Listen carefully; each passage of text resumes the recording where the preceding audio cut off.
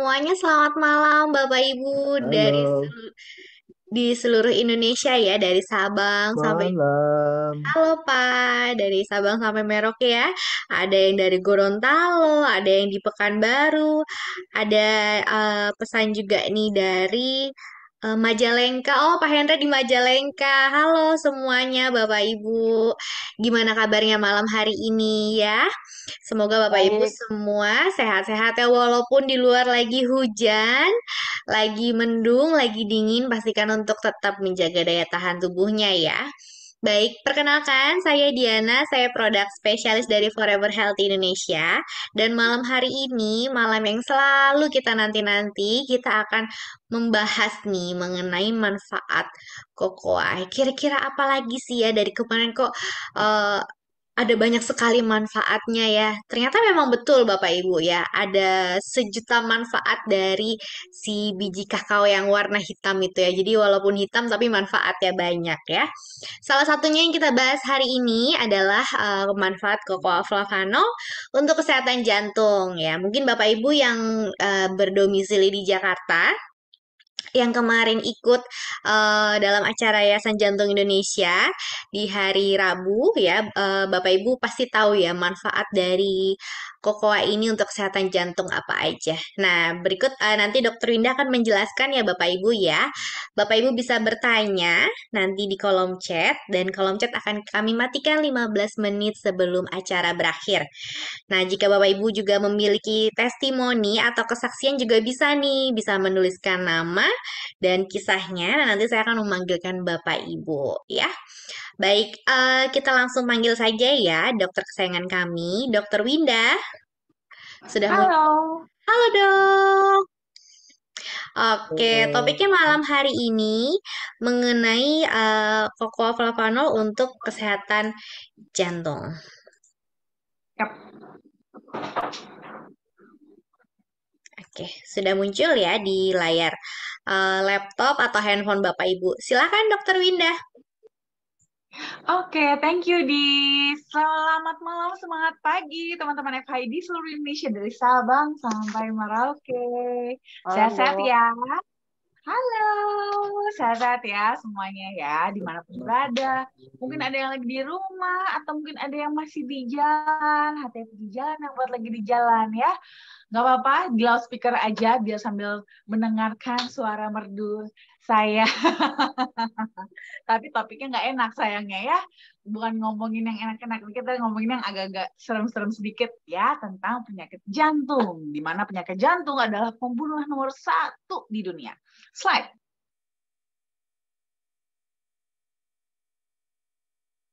Oke, nah pada dasarnya penyakit jantung itu ada banyak banget sebenarnya teman-teman. Banyak banget ya. Cuman kita nggak mungkin lah ya bahas semuanya. Kita bahas di sini salah satu penyakit jantung yang memang paling sering kita temukan, yaitu penyakit jantung koroner. Apa itu penyakit jantung koroner? Penyakit jantung koroner itu adalah adanya penyumbatan atau penyempitan pada pembuluh darah koroner yang ada di jantung karena kita punya lapisan dinding pembuluh darah itu sudah mulai mengalami kerusakan. Lalu karena perlu kerusakan tersebut, akhirnya diikuti dengan adanya penebalan dan juga kekakuan pada pembuluh darah tersebut atau biasanya kita sebut sebagai aterosklerosis. Karena adanya masalah ini, ya sudah adanya penyumbatan ini sehingga suplai darah ke jantung itu sendiri pun jadi terganggu dan mulai memberikan masalah pada kekuatan jantung dalam memompa ke seluruh tubuh. Slide. Nah, kenapa dia memang apa namanya sering banget kita temukan? Memang karena dari statistik aja, penyakit jantung koroner itu termasuk salah satu penyakit dengan penyumbang angka kematian dunia tertinggi. Ya, selain jantung koroner ada juga stroke, ya, lalu ada juga penyakit-penyakit lainnya, ya. Tapi jantung dan stroke ini memang merupakan dua yang paling atas, ya, menyebabkan angka kematian tertinggi di dunia. Slide. Gak cuma di dunia, tentunya juga di Indonesia juga ya, karena Indonesia sendiri kan masuk dalam 5 besar kota dengan penduduk terbanyak, otomatis nih menyumbang angka yang banyak tadi ya. Jadi sama juga halnya dengan di Indonesia. Di Indonesia juga angka kematian tertingginya juga kalau nggak jantung ya stroke. Ya ganti-gantian aja tiap tahun, tergantung mana yang lagi agak lebih banyak. Itu membuktikan di sini di mana kita tuh harus benar-benar waspada ya teman-teman ya, karena kita sendiri pun punya resiko untuk terkena penyakit jantung koroner tersebut kalau nggak kita jaga ya. Slide. Nah, jenis-jenisnya apa aja nih penyakit jantung koroner ini? Jadi dia ada 2 ya. Pertama itu adalah angina pectoris namanya. Nah, angina pectoris ini adalah nyeri dada yang diakibatkan baru karena adanya penyempitan atau iskemia pada otot jantung. Nah, terus ada yang keduanya, jenis yang kedua ada namanya kita sebut dengan infark miokard. Ini biasanya kita bilang namanya serangan jantung. Nah, ya. Jadi ada 2 macam ini, ada yang masih angina saja atau ada yang sudah sampai terjadi infark miokard. Slide. Gimana sih prosesnya sampai kita itu bisa punya penyakit jantung? Jadi sebenarnya adalah intinya itu di pembuluh darah kita itu sebenarnya awalnya itu normal, mulus ya. Mulus, bersih ya. Cuman itu dia, bertambahnya usia, mulailah dengan gaya hidup, apa yang kita makan, apa yang kita lakukan, belum lagi nanti perilaku kita yang tidak sehat ya. Ini akan mengakibatkan kerusakan pada pembuluh darah kita. Ya, radikal-radikal bebas masuk ke dalam pembuluh darah kita, akhirnya mengiritasi atau melukai kita punya dinding pembuluh darah. Akhirnya pada saat kita konsumsi nih makanan yang tinggi kolesterol, terus kolesterol kita jadi tinggi, kolesterol itu tersebut jadi lebih mudah untuk menempel pada dinding pembuluh darah yang rusak tadi. Nah, ini akan semakin bertumpuk dan makin lama makin menebal. Karena makin menebal, akhirnya sudah mulai mengganggu. Ya, karena aliran darah jadi tidak lancar lagi. Nah, ini akan tergantung lokasinya. Ya, kalau lokasinya dia di jantung, kita udah mulai tadi ngerasa ya, rasa angina tadi sudah mulai terasa. Nah, ini tinggal menunggu waktu aja teman-teman. Kalau tidak dijaga, itu dia punya plak ya, itu bisa resikonya malah pecah. Lalu akhirnya malah membuat sumbatan yang lebih besar lagi, ya lebih fatal lagi. Akibatnya di sinilah baru nanti kita akan mengalami yang namanya serangan jantung kalau posisinya di jantung, atau kita mengalami serangan stroke kalau posisinya di kepala. Jadi makanya penting banget kita menjaga jangan sampai nih kita punya plak yang sudah terlanjur ada ini jangan semakin menebal dan juga jangan sampai pecah ya. Slide. Nah, siapa saja sih yang punya resiko dalam bisa mendapatkan penyakit jantung koroner ini? Yang pertama adalah hipertensi. Jadi kalau kita punya tekanan darah yang tinggi, itu malah beresiko banget teman-teman ya, untuk sampai kita nanti bisa jatuhnya itu ke posisi serangan jantung tersebut. Karena dasarnya aja kita punya pembuluh darah, itu kan udah menyempit akibat dari plak yang ada. Nah, tapi kalau seandainya hipertensi kita lagi kumat, itu pun kita punya pembuluh darah jadi makin kejepit gitu ya. Sehingga yang tadinya kita punya diameter gitu ya, diameter pembuluh darah kita yang sudah mulai menyempit akibat dari plak, semakin dijepit itu bisa beresiko malah benar-benar menutup pembuluh darah kita. Ya, menutup pembuluh darah kita dan malah bisa membuat kita punya plak beresiko pecah juga, sehingga itu akan benar-benar menyumbat pembuluh darah kita dan aliran darah jadi nggak lewat. Dan ini belum lagi nih kalau seandainya teman-teman sudah ada hipertensi, terus ditambah lagi ada diabetesnya juga, resikonya jadi naik 2 kali lipat. Ya, jadi lebih berbahaya. Jadi kita harus maintain banget kalau seandainya kebetulan kita juga punya hipertensi. Selain hipertensi juga yang punya faktor resiko untuk terkena jantung koroner ini adalah yang memiliki hiperkolesterolemia. Nah, kolesterol itu memang dibutuhkan sebenarnya untuk tubuh kita, untuk metabolisme, termasuk juga untuk pembentukan hormon. Ya, tapi itu dia di saat kita punya kolesterol malah berlebih, yang lebihannya ini yang tidak tepat, itu malah bisa beresiko mengganggu aliran darah kita. Dan kolesterol juga ada dua jenisnya, ya. Ada LDL atau biasa kita bilang kolesterol jahat, atau HDL yang biasa kita sebut dengan kolesterol baik. Kenapa ada satu yang jahat, satu yang baik? Karena memang sifatnya, ya, kolesterol jahat itu dia sifatnya justru membentuk plak atau aterogenik, gitu ya. Sedangkan HDL itu sifatnya protektif. Ya, protektif. Jadi HDL inilah yang akan berperan untuk berikatan dengan LDL supaya LDL-nya nggak membentuk plak-plak. Makanya nih, buat teman-teman kalau yang HDL-nya rendah tapi LDL-nya tinggi, itu bahaya ya. Karena LDL yang kelebihan tadi itu bisa jadi berpotensi menempel pada dinding pembuluh darah dan membuat plak-plak pembuluh darah. Slide. Lalu juga yang punya resiko. Nah, ini yang merokok nih ya, yang merokok itu juga sama ya. Resikonya tinggi sekali untuk bisa terkena penyakit jantung koroner, apalagi kalau merokoknya berat. Kenapa? Nah, karena kemarin sudah dijelaskan ya, mungkin untuk beberapa teman-teman yang datang ke seminar bersama YJI, itu sudah dijelaskan oleh Dr. Bambang kalau kandungan di dalam rokok, racun di dalam rokok tersebut, itu dia merusak dinding pembuluh darah kita. Ibaratnya tuh kayak pipa, ya, pipanya itu jadi karatan. Kalau karatan, jadi gampang nyangkut benda-benda, ya, ibaratnya sama ini kayak pipa. Pipa kita itu kan dialirin air, ya, air. Terus habis itu kita punya, kalau seandainya airnya ini dia mengandung sampah, tapi kita punya pipa belum karatan, ya sampahnya sih lewat-lewat aja, nggak bakal nyangkut. Tapi karena kita punya karat di dalam pipa kita, si sampah-sampah ini jadi beresiko untuk menyangkut di sana, dan nanti makin menumpuk, akhirnya jadi mampet. Sama halnya juga dengan pembuluh darah kita. Jadi rokok tersebut itu bisa berpotensi merusak dinding pembuluh darah kita, sehingga jadi karatan, sehingga pada saat nih kolesterol kita lagi tinggi, itu kolesterol jadi gampang sekali untuk menempel pada dinding pembuluh darah dan akhirnya membentuk plak-plak di sana. Apalagi rokok juga merusak HDL, ya, sehingga HDL yang tadinya itu dia justru sebagai pengikat LDL-nya supaya nggak nempel di dinding pembuluh darah, akhirnya LDL-nya jadi bisa lepas liar untuk menempel di dinding pembuluh darah kita, ya. Jadi kalau bisa yang masih merokok, stop merokoknya, ya. Lalu juga yang punya faktor resiko untuk terkena penyakit jantung koroner adalah yang punya diabetes mellitus. Karena diabetes mellitus adalah ibu dari semua penyakit ya tentunya. Jadi ya no wonder ya kalau kita punya diabetes mellitus, maka kita memiliki resiko 50% untuk terkena penyakit jantung koroner. Slide.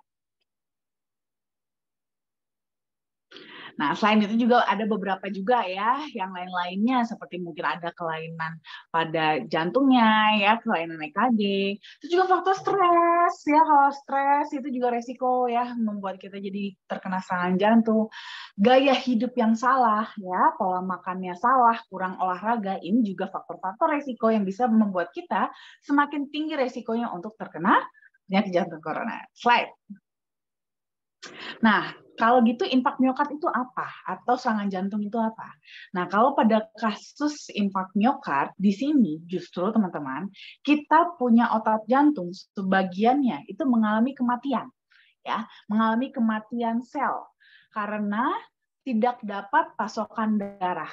Akibat si pembuluh darah yang tadinya tugasnya mensuplai darah ke otot tersebut, itu mengalami sumbatan total gitu ya, mengalami sumbatan total sehingga tidak ada suplai darah ke area otot tersebut sehingga otot-otot jantungnya menjadi mati. Kalau dia mati tidak bisa memompa ya. Dan ini teman-teman sangat benar-benar apa ya, kondisi yang berat sekali ya. Karena seperti juga kemarin dikatakan oleh Dokter Bambang, benar-benar nasib-nasiban ya, nasib-nasiban deh kalau untuk di kondisi infark miokard ini ya kalau Tuhan memberikan kesempatan kedua ya masih bisa, kalau tidak ya sudah ya tidak bisa disalahkan ya. Jadi makanya teman-teman penting sekali jangan sampai kita ketemu status ini ya, karena berat sekali ya. Slide. Gejalanya apa saja? Nah, ini harus segera dikenali ya gejalanya supaya apa kita bisa cepat segera mengambil tindakan sebelum nanti dia serangannya semakin berat dan tidak bisa diselamatkan kembali. Apa saja ciri-cirinya? Nyeri dada, pada dasarnya itu nyeri dada ya. Cuma nyeri dada ini dia memang khas. Selain lokasinya dia di tengah, terus rasanya itu dia seperti ditekan atau ditimpa beban berat ya, atau bisa juga terasa panas seperti terbakar, diremas, ditusuk, diiris-iris ataupun rasanya itu seperti tercekik. Lalu ada rasa penjalaran, jadi menjalar ke beberapa area. Biasanya bisa sampai ke atas nih ya, ke leher, atau juga bisa tembus ke belakang ke punggung, atau bisa sampai ke bahu atau bahkan sampai ke tangan kiri biasanya ya, karena yang paling dekat jalurnya gitu. Lalu selain itu juga biasanya bisa saya juga gejala penyerta ya, bisa keringat dingin, pucat pasi dan juga sesak nafas. Slide. Nah, ini kurang lebih ilustrasinya posisi-posisi penjalarannya tadi ya. Penjalaran dari serangan jantung tadi ya. Slide. Nah, kalau ini dirasakan, apa yang kita lakukan ya? Atau apa nih yang kita lihat? Bukan dikerok ya teman-teman ya. Kadang-kadang malah lebih parah, bukannya dikerokin, tapi yang ada malah dikeluarin handphone, direkam. Ini lagi, halo guys, ini lagi ada orang kasusnya serangan jantung. Lihat nih kita apain ya kira-kira? Bukan ya, tapi harus segera dibantu, diberi tindakan. Teman-teman harus bisa melakukan sesuatu untuk menyelamatkan orang tersebut setidaknya ya. Caranya gimana? Kita pastikan dulu keluhannya. Bener nggak sih ini kayaknya ciri-cirinya sih sepertinya serangan jantung, tapi kayaknya mirip-mirip deh serangan jantung. Kalau bisa ya memang langsung lariin aja ke rumah sakit. Ya, tapi mungkin kadang-kadangnya ada beberapa kondisi-kondisi, umpamanya mungkin sambilan lagi nunggu mobil lah, lagi ambil mobil dulu dan segala macam seperti itu ya, atau lagi nungguin Grab atau Gojek gitu contohnya ya. Nah, ini bisa nih sambilan juga menunggu atau sambil menunggu ambulans contohnya ya, kita yakin langsung pasien itu dibaringkan ya. Dibaringkan teman-teman kalau bisa itu di alas yang datar. Ya, jadi bukan kayak di sofa yang empuk atau di tempat tidur yang empuk ya, tapi justru di alas yang datar dan keras ya, entah di bangku ataupun di lantai sekalian juga nggak apa-apa ya. Sambil nanti kita menunggu bala bantuan dari rumah sakit ya, baik dokternya ataupun ambulans.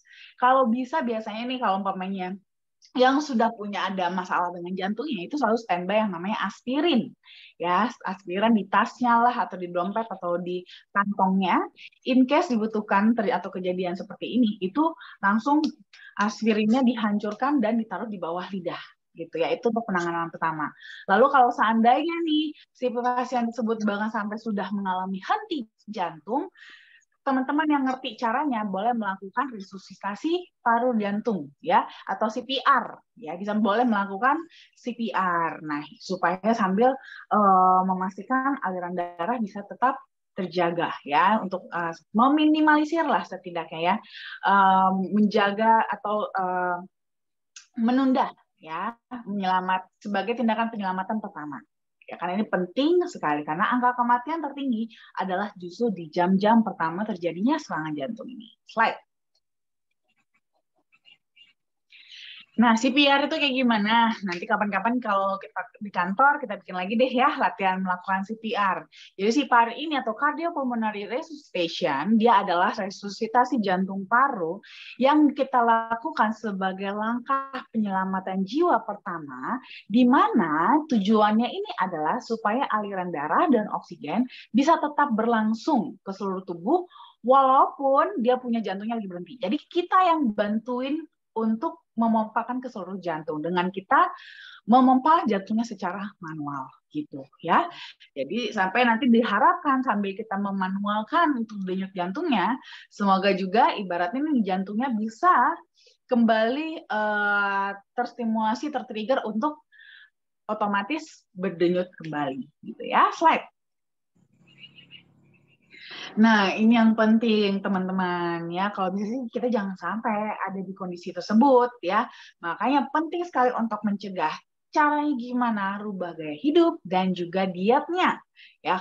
Gaya hidup mulai dari apa? Berat badan dulu turunin ya. Buat yang kelebihan berat badannya turunin dulu ya supaya aman ya. Habis itu stop merokoknya, mulai dengan olahraga yang lebih teratur ya, dan juga manage stres ya, harus dijaga, dikelola stresnya ya, jangan dibawa jangan dibiarkan stres secara terus-menerus. Harus berani untuk menghadapi dan juga mengatasi stres tersebut. Nah, lalu dietnya juga kita harus jaga juga. Slide-nya ini ke yang tadi pencegahan. Nah, kita juga harus menjaga diet kita dengan cara apa?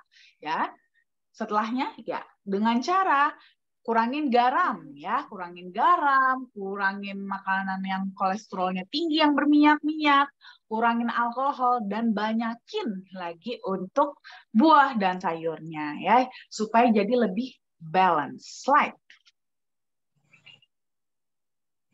Nah, ini dia produsen kita, cocoa flavanol, yang merupakan diambil dari preserved flavanol dari biji kakao yang masih mengandung hampir 80% kadar flavanol alami dari kokoanya tersebut. Ada flavanol original, sweet, dan juga DTM with L-arginine. Slide. Nah, kalau kita ngomongin soal flavanol, flavanol itu dia merupakan adalah salah satu dari 6 kategori flavonoid yang merupakan subkelas dari polifenol. Jadi, kandungan flavanol yang tinggi pada kokoa itu sudah terbukti secara klinis punya manfaat yang bagus untuk fungsi kardiovaskular kita.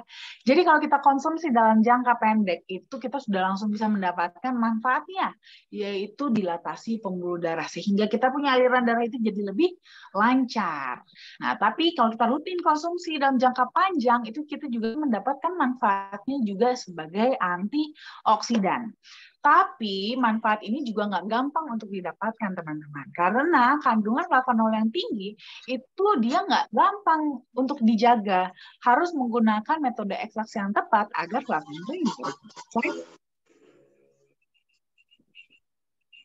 Selain ada flavanol, ada juga L-arginine ya. Arginine ini dia merupakan sebuah asam amino esensial yang dibutuhkan tubuh kita untuk metabolisme protein. Nah, biasanya kita dapat dari makanan kita sehari-hari nih, bisa dari daging-dagingan, bisa juga dari kacang-kacangan. Slide. Yang unik dari arginine ini adalah, teman-teman, kalau nih kita punya pembuluh darah, di mana di sini pembuluh darah kita lebih tepatnya adalah sel endotelium, itu tidak sel endotelium kita itu rusak ya, sehingga tidak mampu memproduksi nitric oxide yang cukup yang untuk nanti digunakan untuk mengelastisitaskan pembuluh darah. Nah, di sini arginine itu bisa diubah menjadi nitric oxide kalau dibutuhkan. Sehingga arginine tersebut yang sudah berubah menjadi nitric oxide bisa tetap menjaga kita punya pembuluh darah elastis dan juga menghantarkan nutrisi-nutrisi darah dan oksigen ke seluruh tubuh. Di mana nanti nutrisi-nutrisi tersebut akan kembali digunakan oleh sel endotelium untuk beregenerasi supaya kita punya sel endotelium bisa kembali mulai memproduksi nitric oxide dengan lebih baik. Nah, selain itu juga arginine juga punya peran lain juga dalam perangsangan pelepasan hormon seperti hormon pertumbuhan buat anak-anak, hormon insulin buat yang diabetes, ataupun senyawa lain dalam tubuh. Slide. Nah, kita sudah punya nih, teman-teman, ya, paten terhadap metode ekstraksi flavanol yang dimiliki oleh produsen kita, yaitu Barry Callebaut. Nah, di sini metode yang mereka gunakan itu memang berbeda dibandingkan proses pengolahan coklat pada umumnya, ya, di mana biasanya itu kadar flavanolnya justru cenderung rusak karena proses fermentasi dan juga pemanasannya. Nah, di sini metode yang digunakan Barry Callebaut itu berbeda, sehingga dari hasil proses tersebut ternyata itu bisa mempertahankan hingga 80% kadar flavanol kakao yang ada secara alami. Jadi bisa tetap tinggi, dan ini hanya Barry Callebaut satu-satunya di dunia yang bisa menggunakan metode ini dan memiliki coklat, ya, coklat bubuk kokoa Acticoa yang memiliki kadar flavanol tertinggi di dunia. Slide. Lalu kita juga sudah punya studi klinis juga, ya, bahkan ada beberapa yang sudah dipatenkan, ini salah satunya, ya. Studi klinis yang bisa membantu kita nih untuk mencegah penyakit jantung koroner, yaitu dengan tadi menjaga berat badan ideal.